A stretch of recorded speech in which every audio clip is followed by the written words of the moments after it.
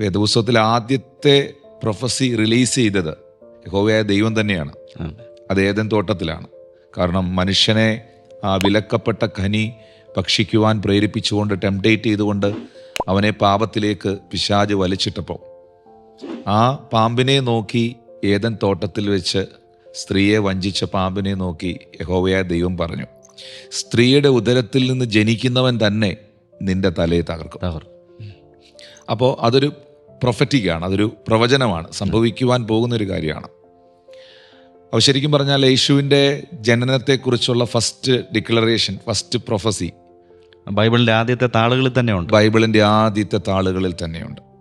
പിന്നെ അവിടെ നമ്മൾ കടന്നു പോകുമ്പോൾ ചെറിയ പ്രവാചകന്മാരും വലിയ പ്രവാചകന്മാരും എല്ലാം തന്നെ ബൈബിളിൽ യേശുക്രിസ്തുവിൻ്റെ ജനനത്തെക്കുറിച്ചും താൻ അനുഭവിക്കുവാൻ പോകുന്ന പീഡാനുഭവങ്ങളെക്കുറിച്ചും ക്രൂശ് മരണത്തെക്കുറിച്ചും ഉയർത്തെഴുന്നേൽപ്പിനെക്കുറിച്ചും മടങ്ങിവരവിനെക്കുറിച്ചും ഒക്കെ തന്നെ രേഖപ്പെടുത്തിയിട്ടുണ്ട്.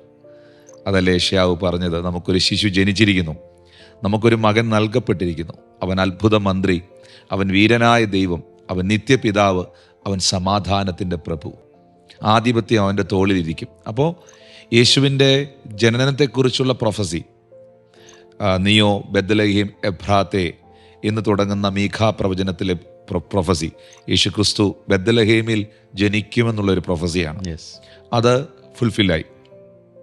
യേശു കർത്താവിൻ്റെ സഹോദരങ്ങൾ അവനെ തള്ളിക്കളയുമെന്നും അവനിൽ പലരും വിശ്വസിക്കുകയില്ലെന്നും വീട് പണിയുന്നവർ തള്ളിക്കളഞ്ഞ കല്ല് മൂലക്കല്ലായി തീരുമെന്നും ഇങ്ങനെ വിവിധ നിലകളിൽ യേശു ക്രിസ്തുവിനെ കുറിച്ചുള്ള പ്രൊഫറ്റിക്കായിട്ടുള്ള കാര്യങ്ങൾ നിറവേറിയിട്ടുണ്ട്.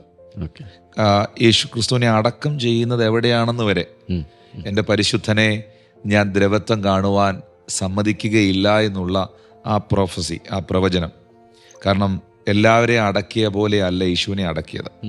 എല്ലാവരെയും അടക്കിയ പോലത്തെ ഒരു കല്ലറയിലുമല്ല യേശുവിനെ അടക്കിയത്, കല്ലിൽ വെട്ടിയ കല്ലറയിലാണ്. ആ ഒരു ശരീരം മണ്ണ് പറ്റാൻ, മണ്ണോട് മൺചേരാൻ ദൈവം അനുവദിച്ചില്ല. എൻ്റെ പരിശുദ്ധനെ ഞാൻ ദ്രവത്വം കാണുവാൻ സമ്മതിച്ചില്ല.